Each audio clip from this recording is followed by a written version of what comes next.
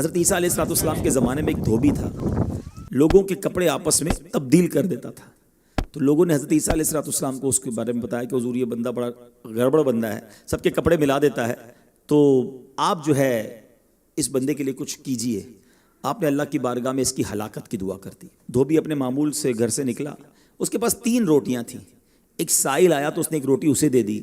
سائل نے دعا دی، اللہ تعالیٰ تجھ سے آفات سماویہ یعنی آسمانی آفتیں سے تجھے بچا لے۔ دھوبی نے اس دعا سے بڑا متاثر ہوا، ایک اور روٹی دے دی۔ اس پر اس سائل نے دعا کی کہ اللہ تعالیٰ تجھے جملہ آفتوں سے محفوظ رکھے۔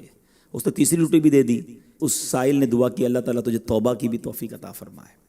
اب ایک بڑا سانپ جو ہے اس کی گٹھڑی میں داخل ہو چکا تھا، کیونکہ اب اس کی ہلاکت کی دعا ہو گئی تھی۔ اس سانپ کی گویا قدرتی یہ ڈیوٹی لگائی گئی تھی کہ اس دھوبی کو کاٹنا ہے۔ جب دھوبی کپڑے لینے کے ارادے سے اس نے گٹھڑی کے اندر ہاتھ ڈالا تو فرشتے نے اس سانپ کو لوہے کی ایک لگام ڈال دی اور وہ دھوبی سلامتی کے ساتھ واپس آ گیا۔ دھوبی کو پتہ ہی نہیں چلا کیا ہوا ہے۔ لوگوں نے حضرت عیسیٰ علیہ السلام سے عرض کی کہ اے روح اللہ، دھوبی تو صحیح سلامت واپس آ گیا، آپ نے تو اس کی ہلاکت کی دعا کی تھی، آپ تو اللہ کے نبی ہیں۔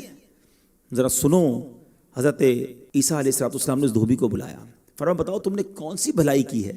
کہتا 3 روٹیاں تھیں، وہ تینوں اللہ کی راہ میں صدقہ کی، اور وہ مجھے فقیر جو تھا وہ ہاتھ اٹھا کر جھولیاں اٹھا کر دعائیں دیتا رہا۔ تو آپ علیہ السلام نے اس سانپ سے پوچھا کہ تم نے اسے قتل کیوں نہیں کیا؟